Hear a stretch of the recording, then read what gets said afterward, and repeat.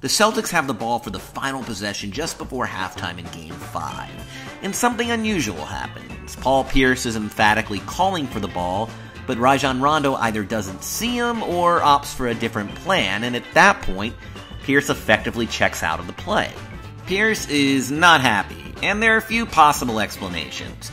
On the previous possession, Rondo misses Pierce in transition, and instead decides to drive through traffic and fails to finish. But the more probable reason is simply that Pierce was the dominant force on the floor for the Celtics in the first half. He goes 7 for 10 from the floor for 15 points before intermission. Some of those buckets, like this one against Ron Artest, occur in isolation, and there's one pretty finish on the break in the game's opening minute, but the majority of his baskets come courtesy of a screen that draws Pierce a mismatch against a Laker big man.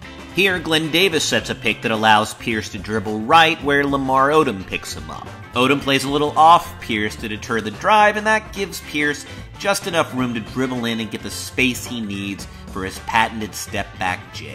After the game, Pierce expressed his gratitude for his teammates' grunt work. Teammates found a good job getting me open, setting picks, but it was all in the team flow. Here, Kevin Garnett is the man on the spot. He takes Artest off Pierce, leaving Pau Gasol with the task of dealing with Pierce at Pierce's favorite spot at the top of the floor.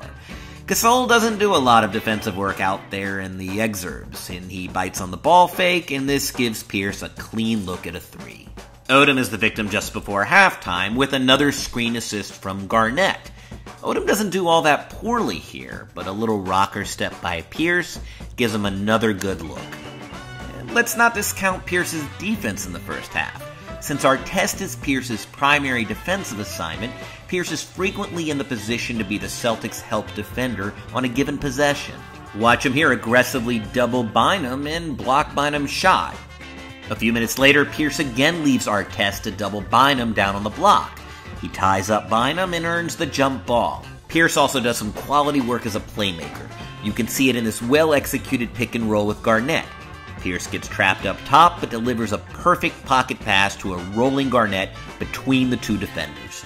Pierce picks up offensively in the second half where he left off. Remember that episode just before halftime? Looks like Rondo got the message. He finds Pierce on the first break opportunity. And you know that old hoops trope that if you pass the ball, you're bound to get it back? That's exactly what happens here for Pierce. Pierce works a little more frequently in isolation against Artest in the second half. Here, Pierce fakes right and dribbles left, and that gives him just the space he needs for the mid-range jumper. On the very next possession, with Artest playing on Pierce's left shoulder, Pierce drives right all the way to the cup and eludes a helping Bryant at the basket. It's at this point Bryant tells Phil Jackson that he wants the assignment of guarding Pierce, a request that'll get fulfilled later on. But Pierce still gets plenty of help from his teammates. Here he comes off a curl, and here Rondo's speedy flow up court demonstrates the value of advancing the ball quickly. With the Lakers defense still scrambling, Pierce draws Jordan Farmar as his defender, and that's just not gonna work. Pierce is able to back Farmar in from the top of the arc to the elbow, then easily elevate over the Lakers point guard for the mid-range shot.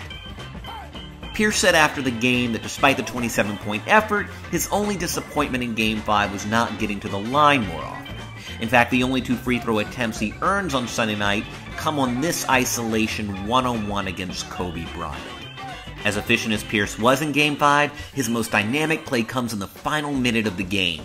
Watch the hijinks that ensue on this crazy inbound play with the Celtics nursing a 5-point lead. Pierce manages to catch the dangerous pass from Garnett on the run, then slings it to Rondo while falling out of bounds. It's the kind of moment that easily erases any lingering issues, like the one before halftime. There was nothing, we got spats with our team all the time. We always have spats, but the good thing about it is we always clean it right up. I was a little mad at him, but I went in the locker room, told him don't sweat it. We all in this together to get a win. It ain't about, who gets the last shot.